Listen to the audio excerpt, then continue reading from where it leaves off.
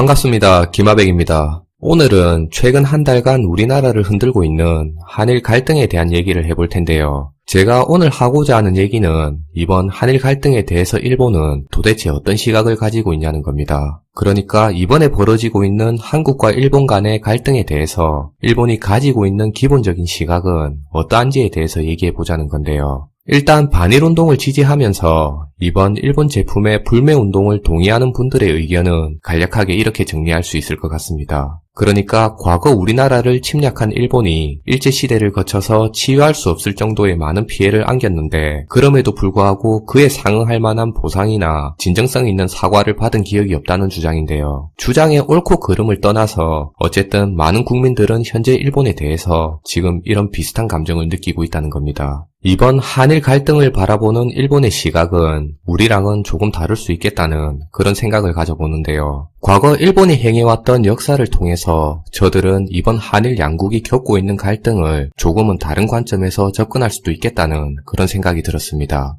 과거 1937년 7월에는 중국과 일본이 중일 전쟁을 겪고 있었는데요. 일본군에 의해서 1200만 명의 중국인이 학살된 사건으로 중간에 벌어진 난징 대학살 사건으로도 유명한 전쟁입니다. 그런데 여기서 좀 이해할 수 없는 시각은 당시에 벌어진 중일 전쟁에 대해서 일본은 전쟁이라는 시각을 가지고 있지 않았다는 점인데요. 당시에 일본 총리는 고노에 후미마루라는 총리였는데 고노의 총리와 그를 보좌하던 참모들은 중일 전쟁을 전쟁으로 생각하지 않았습니다. 그리고 대다수의 일본 국민들 역시도 전쟁이라고 생각하지 않았는데요. 엄청난 민간인이 학살되고 1000만 명이 넘는 사상자가 나온 누가 보더라도 전쟁임의 분명한 사건을 일본인들은 굉장히 의아하고 이상한 논리이긴 하지만 어쨌든 당시 총리를 포함한 대부분의 일본인들은 중일 전쟁을 전쟁으로 인식하지 않았습니다. 그럼 당시의 중일 전쟁을 바라보는 일본인의 인식은 어땠느냐? 그게 요점이 될 수 있는데요. 일본은 중일 전쟁을 전쟁의 관점이 아니라 보상이라는 관점에서 접근했습니다.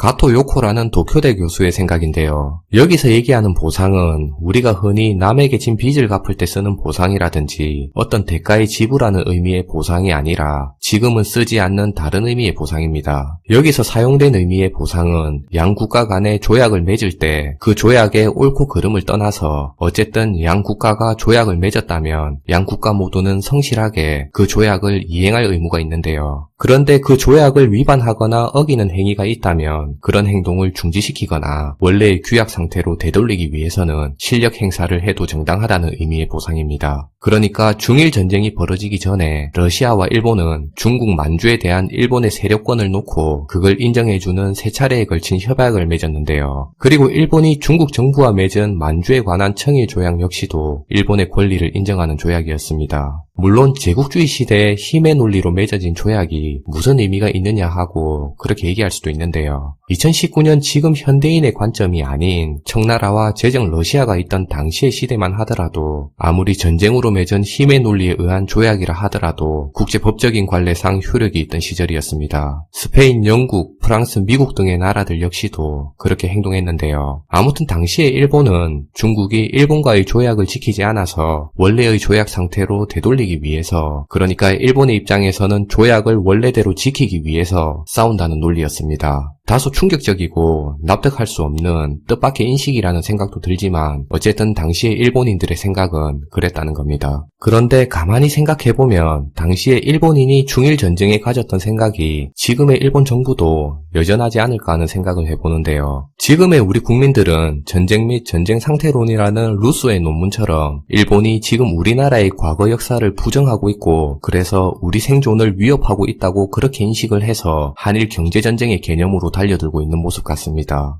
그런데 일본 정부의 모습은 달라 보이는데요. 조약의 내용에 대해서 만족하고 안 하고를 떠나서 어쨌든 국가 대 국가로 약속으로 맺은 조약은 맞으니까 일본은 65년에 맺은 한일 조약을 바로잡기 위해서 앞에서 언급한 보상이라는 개념으로 그렇게 행동하고 있는 게 아닌가 하는 의문이 들어요. 그리고 최근 기사를 보게 되면 아베가 자꾸 약속을 지켜라고 그렇게 언급하는 주장도 많이 나오는데요. 어떻게 보면 그런 의미에서의 표현이 아닌가 하는 그런 생각도 문득 가져봅니다. 지금 벌어지고 있는 한일 경제 문제, 반일운동, 일본 제품 불매운동의 옳고 그름을 떠나서 찬성과 반대의 의견을 떠나서 서로 다른 국가적, 민족적 특성은 이해할 필요가 있을 것 같고요. 그리고 서로가 다름을 알아갔을 때 해결의 실마리도 보일 거라는 생각인데요. 지난 한 달간 지속된 문제로 많은 어려움을 겪고 있는 것도 사실이지만 그렇게 오래갈 문제가 아니라는 생각은 여전히 가지고 있습니다. 시청해주셔서 감사하고요. 지금까지 김하백이었습니다.